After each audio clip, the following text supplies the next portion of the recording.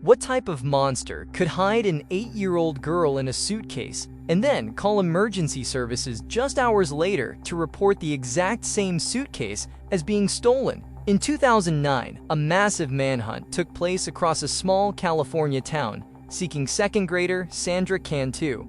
The investigation was a joke from the beginning because the killer wasn't running from the police. The killer was a doting mother, a caring neighbor, a Sunday school teacher. She was right there in the crowd, planting fake clues and watching everyone suffer through their worst fear.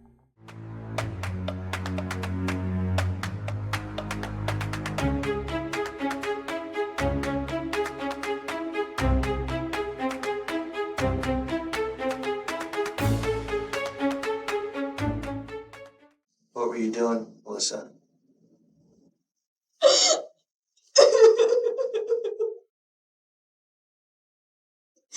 It was an accident. Why is it an accident? You tell me. I'll listen. I can't live with myself. I deserve to just die. March 27, 2009, 8-year-old Sandra Cantu skipped through her front door. She tossed down her school backpack and quickly put on a pink Hello Kitty t-shirt and black leggings. She ran to her mom to hug her really quick, then went back out the door. Sandra was a quick-moving little thing that could not sit still for long. At 4 p.m., security footage at her grandparents' house shows Sandra skipping down the lane.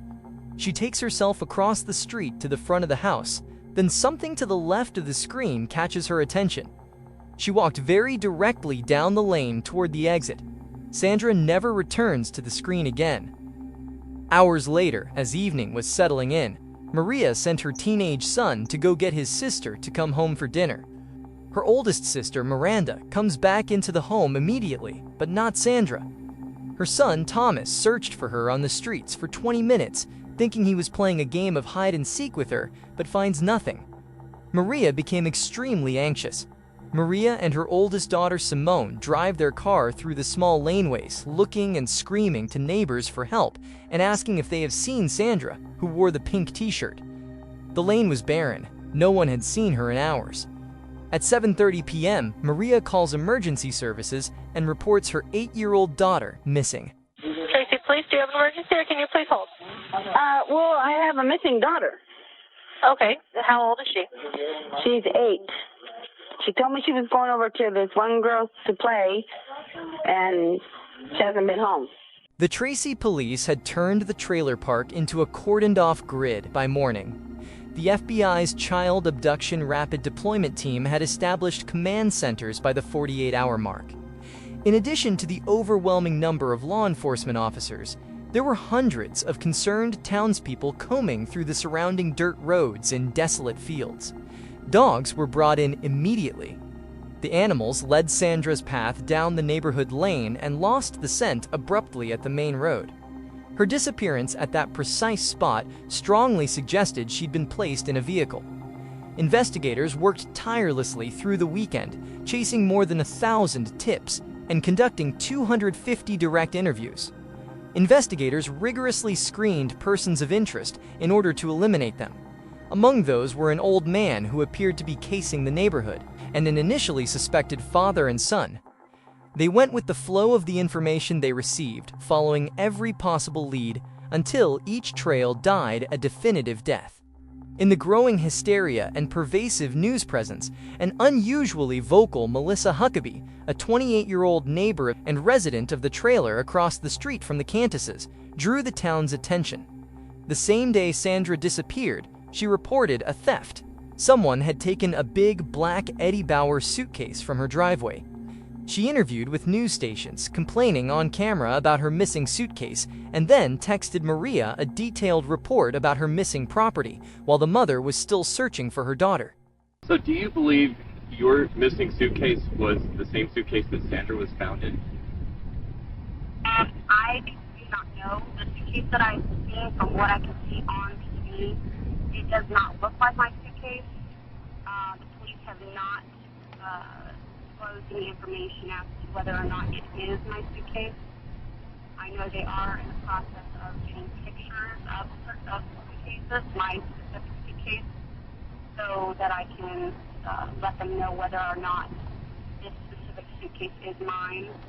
A public vigil was held to give everyone a reason to carry on with hope as days passed without answers. During the vigil, Melissa managed to turn up a piece of concrete physical evidence. She immediately alerted law enforcement after finding a carelessly misspelled ransom note on the ground next to the mailboxes at the end of the lane. The note stated the young girl had been taken and demanded a sum of cash be delivered for the girl's safe return. Law enforcement took possession of the paper to have it analyzed by a forensic scientist, and the note was added to a rapidly growing list of enigmatic and inconsistent pieces of information. The police force was utilizing every resource available to them, but a cold trail was not turning hot. The detectives had a hysterical community and a bizarre note to work with, and also an enormous federal response and a vanishing clue to nothing but zero. It took 10 long days for this case to finally break wide open. We're talking Monday, April 6th. Some farm workers were out doing their normal, everyday routine at a dairy farm maybe 2 miles away from Orchard Estates. They were draining one of those massive irrigation ponds, and as the muddy water started dropping, that's when they saw it. Something heavy and dark just bobbing there near the banks. It was a suitcase. A large, black Eddie Bauer suitcase. Now that specific detail, that was huge.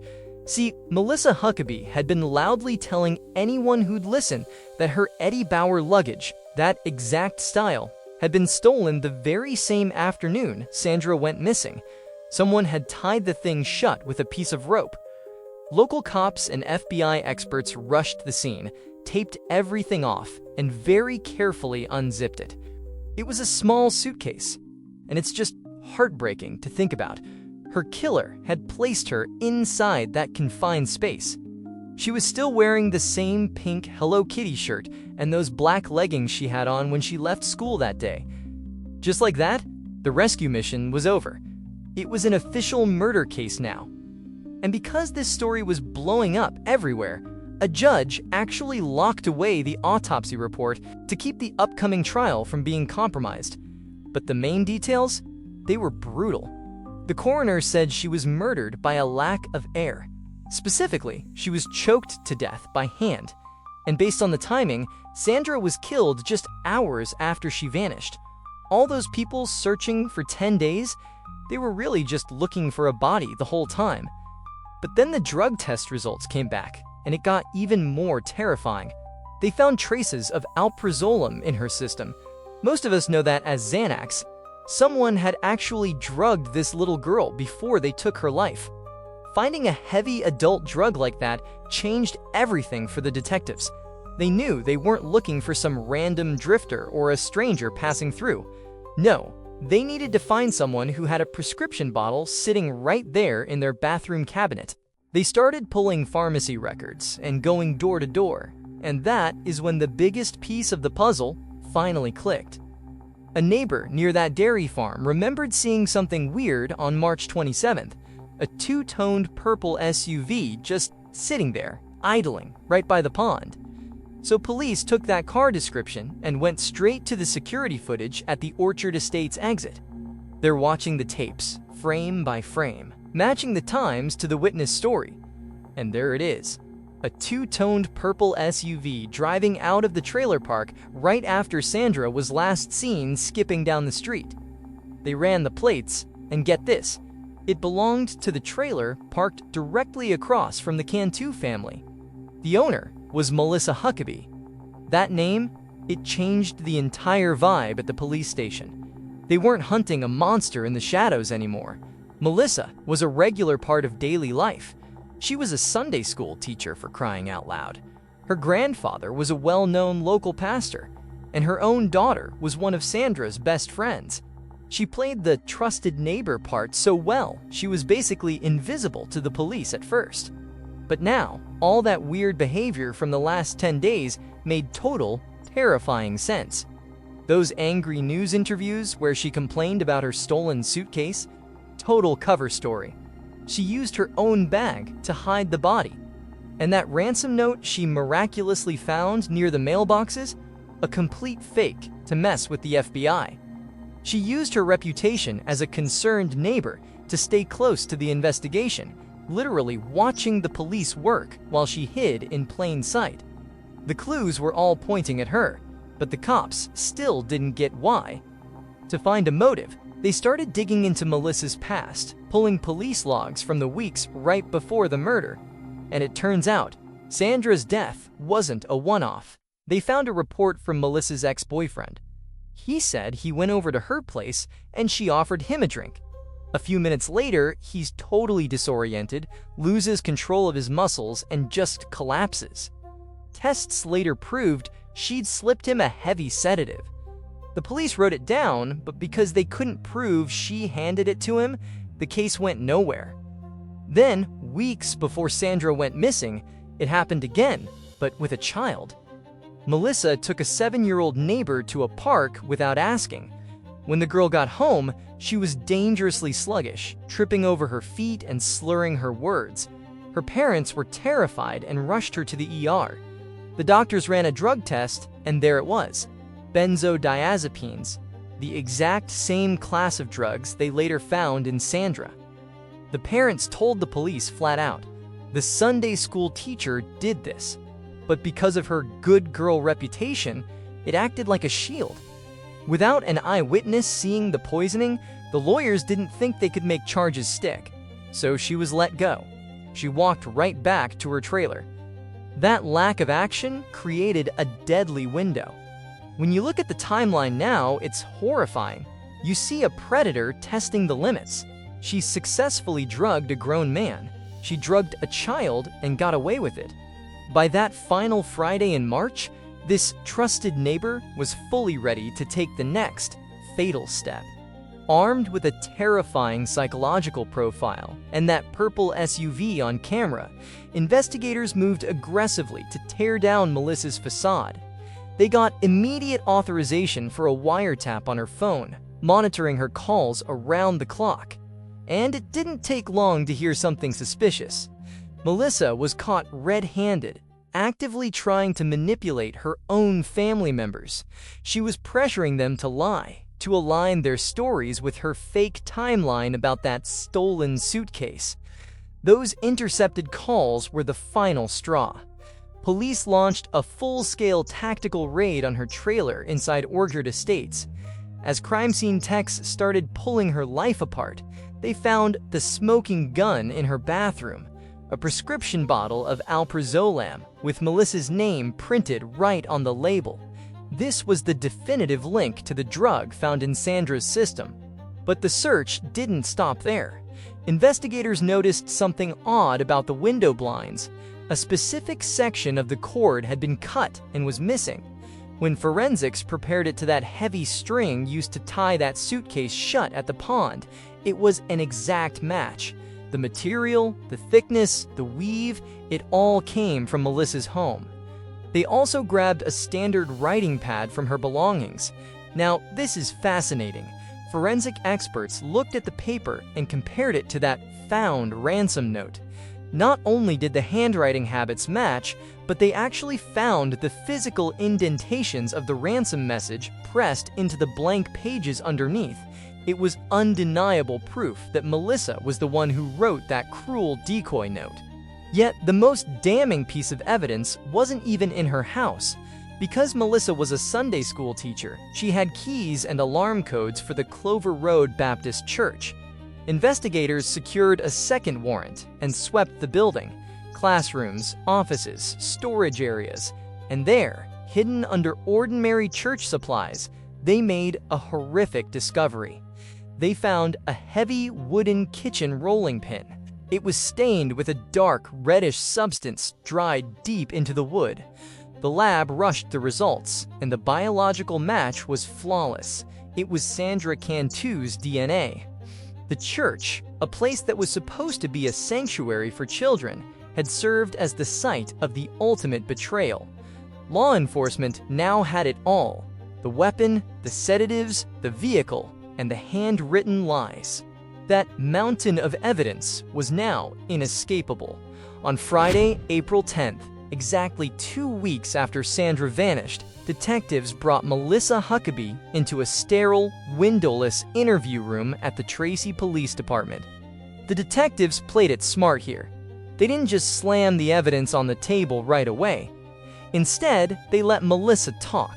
They let her get comfortable and tell her carefully rehearsed story one more time. I know there's been speculation on the news about like a note being in the suitcase or being buying my suitcase and What the news is saying? The only person that could have found this note either wrote this note or who knew wrote this note. That's why they put witness. And you're the closest person to that witness because you found this note. I mean, the suitcase is mine. And I don't want people to think that I did this to her because I didn't. You went to church for about 2.5 hours? Yeah, for about 2.5 hours. Did you ever leave the church? Not that I remember. I could show it to you like this through evidence, or you could just tell me about it. But you weren't at the church the whole time. I know that, and you know that. You left the church. Your car left the church parking lot for a significant amount of time on that Friday the 27th. To tell you the truth, right now, I think I want a lawyer. Because I'm not with it right now. You're not with it? I'm not feeling very well. You don't want to talk anymore? No.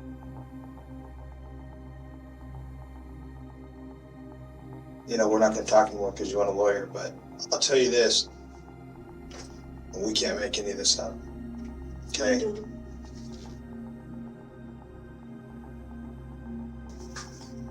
Melissa, let me see your personal. You can just stand up. Are you arresting? Yep. Turn around that way. Put your hand behind your back. You didn't do anything. You're under arrest for Sandra Cantu's murder. Oh, God. We'll go downstairs and process you. Happening. Take it necessary that way.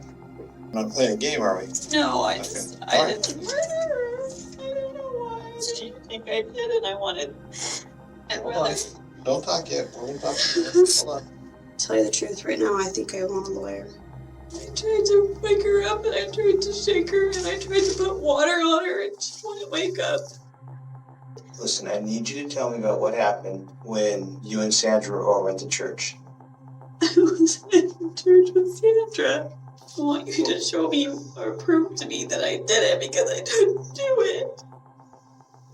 You were at the church for about an hour, a little bit more than that, and then your car is seen going eastbound on Clover towards Tracy Boulevard, and then the light turns green and you go northbound on Tracy, and you go under the freeway and you start driving north out towards Howard Road. See, I don't remember doing that.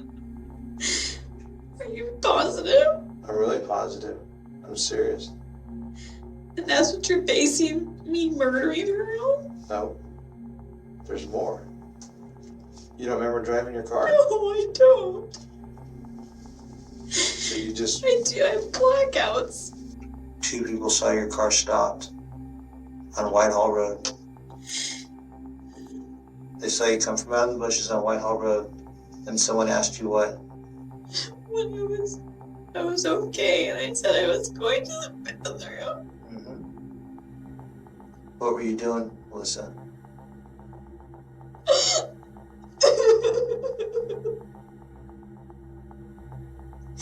It was an accident. Why is it an accident?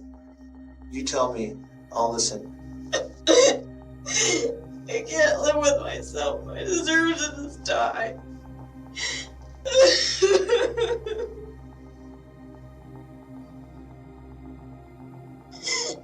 She came up to the car and I didn't know that she was there until I turned around. And she saw my suitcase inside of my car on the back seat.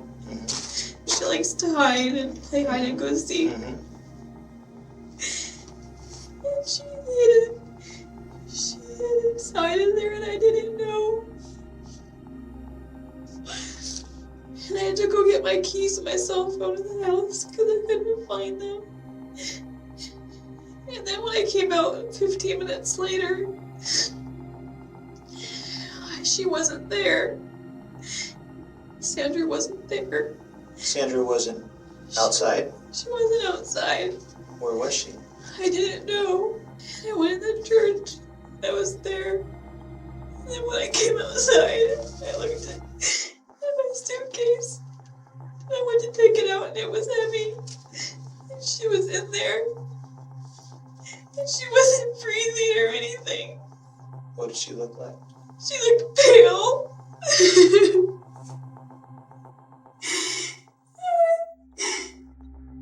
And she couldn't breathe and she wasn't waking up. She didn't have a pulse or nothing.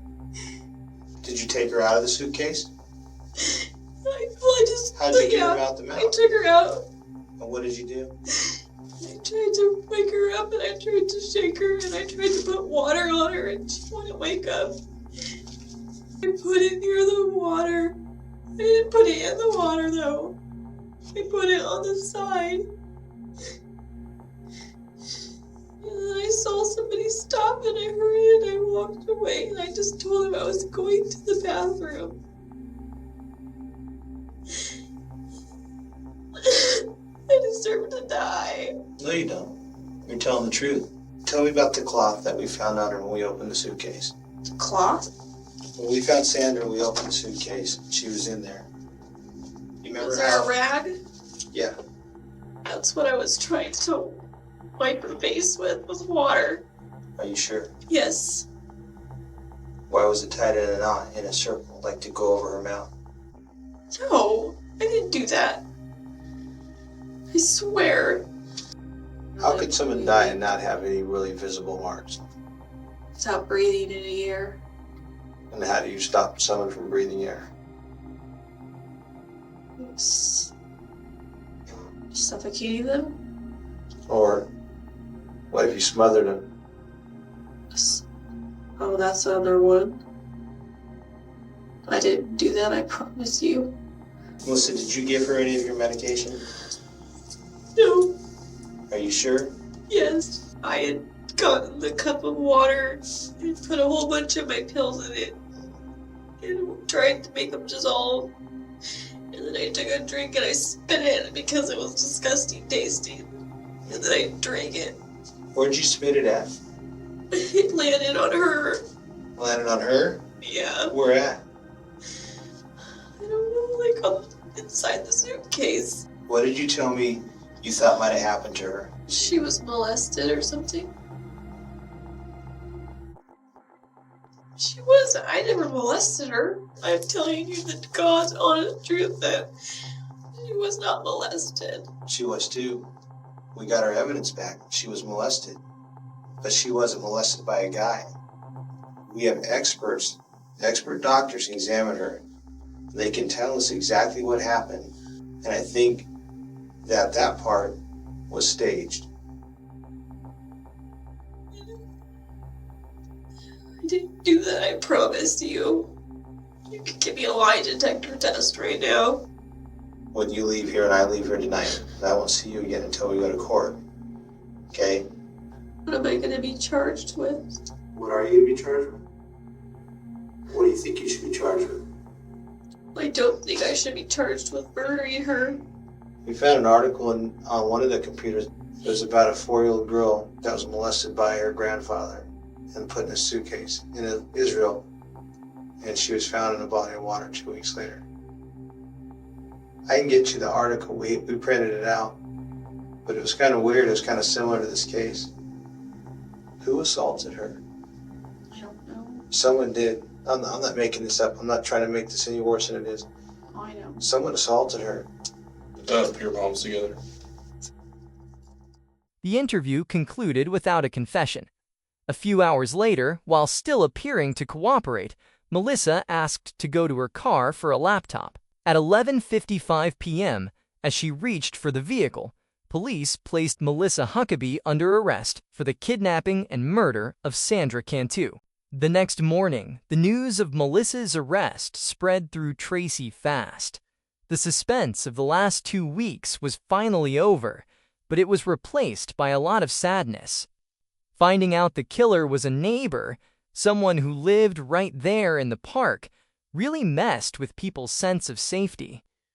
On Thursday, April 16th, about 3,000 people went to the West High School gym to honor Sandra.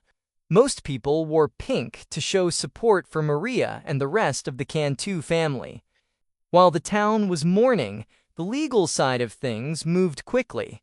Prosecutors didn't want to wait, so they skipped the usual hearings and took all that forensic evidence straight to a grand jury. The jury looked at the proof and indicted Melissa right away. She was charged with first-degree murder, but the district attorney also added special circumstances, like kidnapping and rape. That meant the death penalty was now a real possibility for Melissa. Even in jail, Melissa kept up her act. While she was in her cell, she'd try the same stuff she did during the search. She'd have these big mood swings, crying for the guards, and then demanding special medical attention. The jail staff didn't buy it. They put her on a psychiatric hold and suicide watch just to be safe. To the investigators, it was just more of the same. Melissa was still trying to play games, even from behind bars. In May 2010, Melissa made her final move to avoid the execution chamber. She entered a surprise guilty plea to first-degree murder and kidnapping. In exchange, prosecutors agreed to drop the sexual assault charges. The sentencing hearing took place the next month, in June 2010. The courthouse was packed with a grieving community.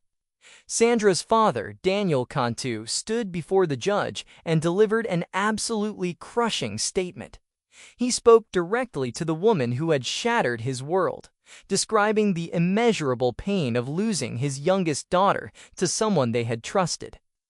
Melissa actually read a statement too, crying as she apologized to Maria Chavez and the rest of the family. She claimed she loved Sandra and didn't understand why she did what she did. But the judge wasn't moved. He finalized the deal and condemned Melissa Huckabee to spend the rest of her natural life in prison with zero possibility of parole. But honestly, that legal victory felt hollow. Because there was no trial, prosecutors never had to lay out a definitive motive. Melissa took her life sentence but refused to explain why she targeted Sandra.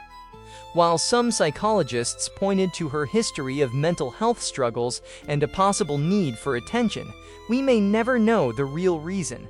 That missing why remains the most agonizing part of this whole story. The aftermath left deep scars.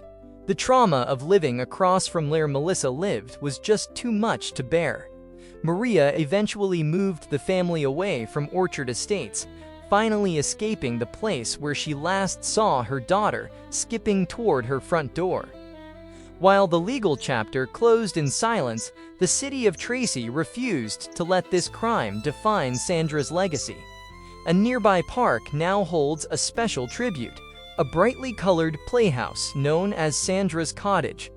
It was built by volunteers to ensure that her energetic, boundless spirit would always have a safe place in the town she loved. Sandra Cantu was only 8 years old, but her memory still lives on in the community that fought so hard to find her.